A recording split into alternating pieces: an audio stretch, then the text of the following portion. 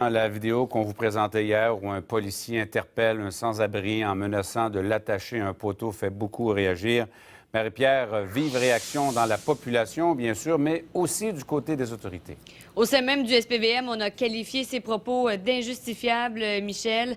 D'ailleurs, le policier en question a été rencontré aujourd'hui par ses superviseurs, mais là, il y a tout un processus qui doit se mettre en branle avant d'établir s'il y aura, oui ou non, des sanctions disciplinaires et si oui, lesquelles.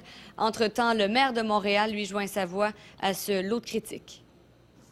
Le sans-abri est bien connu du SPVM pour ses graves problèmes de santé mentale. Arrête d'insister, tu vas t'installer calmement, tu vas rester au chaud. L'homme aurait été expulsé du métro Jean Talon après s'en être pris à des personnes qui refusaient de lui donner de l'argent. Vous savez que c'est des menaces que vous n'avez pas le droit de faire, monsieur?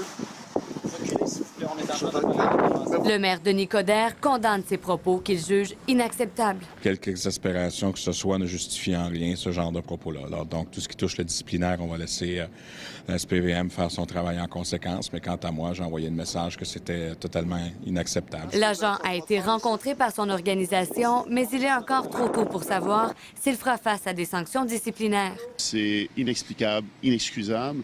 Je peux vous dire que c'est un dossier qui va avoir une suite. Et s'il est rencontré aujourd'hui, c'est parce que c'est un dossier qui va avoir une suite.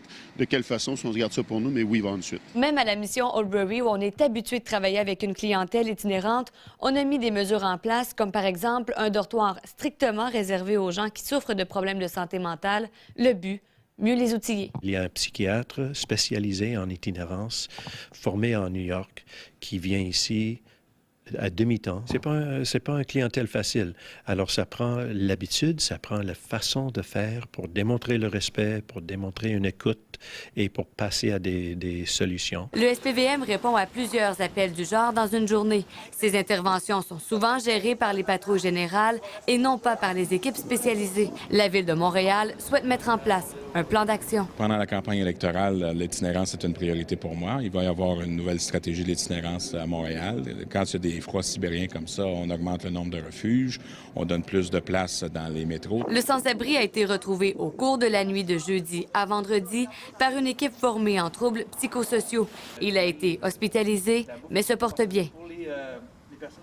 Alors voilà, vous avez entendu le maire de Montréal parler de son plan d'action en matière d'itinérance. Le gouvernement du Québec s'apprête lui aussi à voter une politique en la matière. Ça devrait se faire d'ici la fin du mois de janvier.